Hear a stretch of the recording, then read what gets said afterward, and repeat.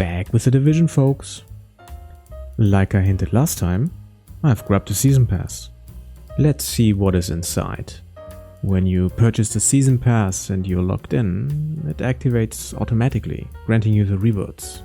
I appreciate that it doesn't require me to log back in. Because I went blindfolded into the season pass, I'm looking for new intel. As you can see, I gathered all of the old intel. It's not under division shields. Commendations? Also no. Evidence? Doesn't seem like it. But I could try to find the lost surveillance data. Expansions it is. Yep, I didn't see it. Oh boy. All the items I get from the season pass are being given away by a reward claim vendor. But where is he?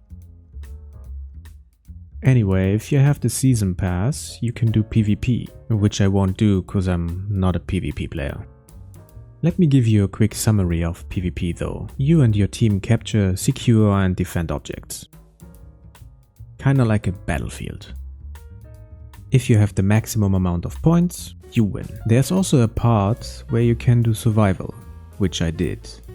And let me tell you something, I did not expect that. Also a quick summary. You are in a helicopter flying over New York in a blizzard. Then there is a sign that loses its screw.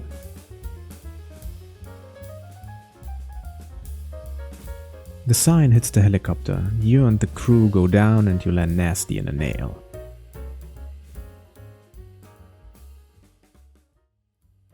Now the survival begins. You have to find medicine like painkillers to stop the disease you have, which I will talk about a bit later.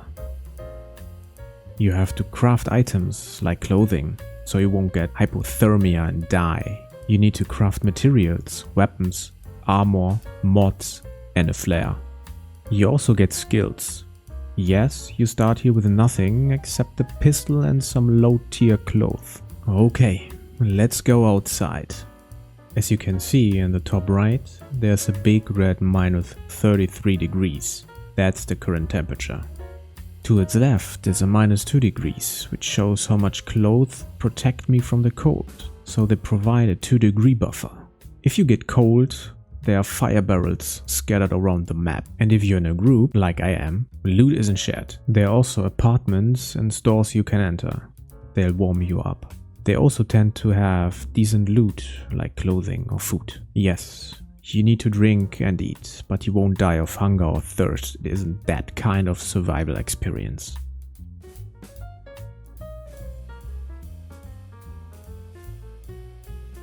Eating allows for full health regeneration.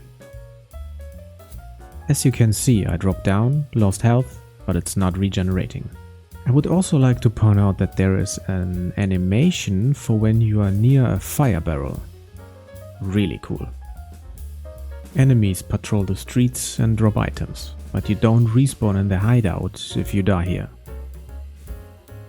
So choose your battles wisely. Right now I'm hungry, as indicated by the tooltip and this icon.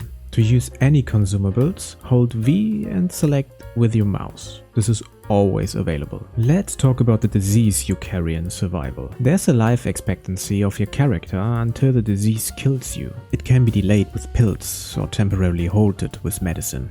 But use them wisely. Firstly, medicine is not that common.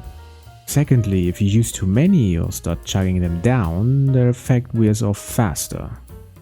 And you can't stack them, so no pills followed by medicine.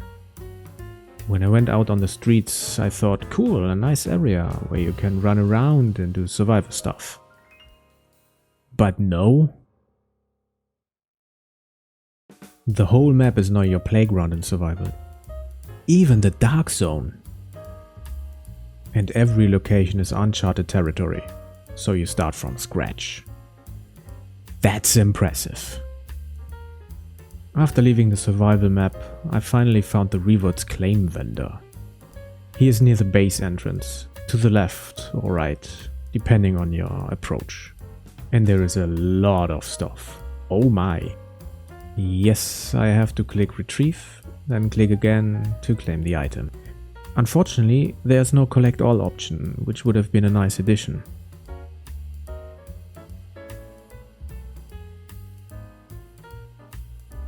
Off to the next portion of the Season Pass, the Underground.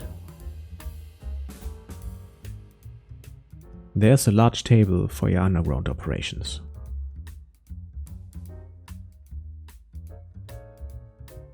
Here you can select your difficulty, customize operations, and tackle daily tasks.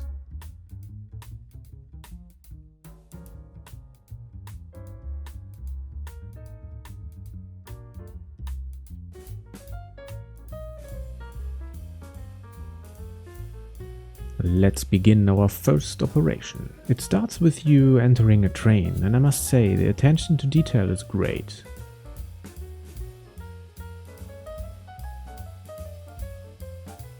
So, how different are these operations from normal missions?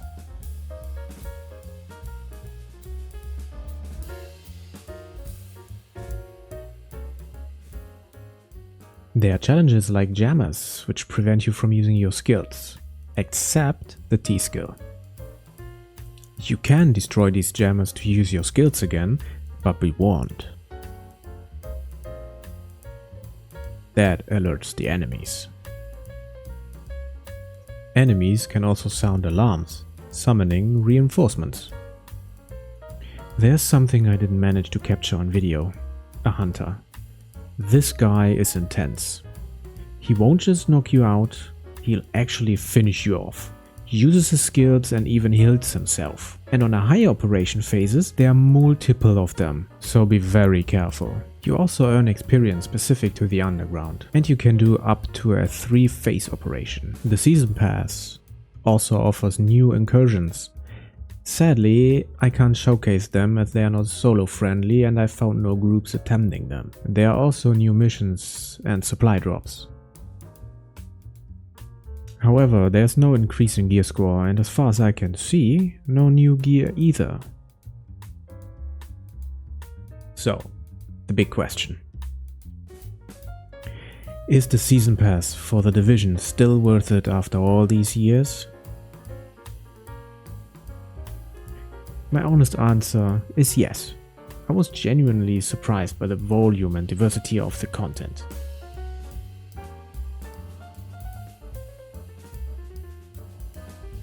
It's priced at $20 and many are still actively playing the game. Thank you for watching, fellow internet wanderer. I hope you found this video helpful and interesting. And perhaps I've even convinced you to give The Division a shot. Wishing you a fantastic day and joy in all you do. Looking forward to seeing you in the next video.